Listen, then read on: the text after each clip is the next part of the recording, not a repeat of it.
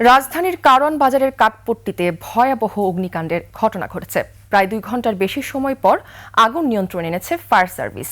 সোমবার রাত 10:28 এই অগ্নিকাণ্ডের ঘটনা ঘটে। খবর পেয়ে তেজগাঁও ফায়ার স্টেশনের কর্মীরা ঘটনাস্থলে পৌঁছান। একে একে আগুন নিয়ন্ত্রণে ফায়ার সার্ভিসের 11টি ইউনিট কাজ করে। পরবর্তীতে রাত 1:45টার দিকে আগুন নিয়ন্ত্রণে আসে। ফায়ার সার্ভিসের পরিচালক তাজুল ইসলাম চৌধুরী জানান, এই ঘটনায় কোনো হতাহতের সংবাদ পাওয়া যায়নি।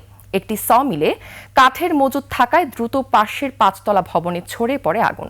সেনাবাহিনী ও ওয়াসার সহযোগিতায় এক পর্যায়ে আগুন নিয়ন্ত্রণে আসে। ডায়মন্ড টিম্বার্সের ওখান থেকে আগুনের সূত্রপাত। আগুন কিভাবে সূত্রপাত হয়েছে ওটা আমরা জানি না, বাট এই টিম্বার্স থেকে, এই মিল থেকে আগুনের সূত্রপাত হয়েছে। তারপরে এখান থেকে আপনার এই পাশে যে আমার পিছনে 5তলা যে বিল্ডিংটা দেখতে পাচ্ছেন, এই বিল্ডিংয়ে আগুনটা ছড়িয়ে যায়।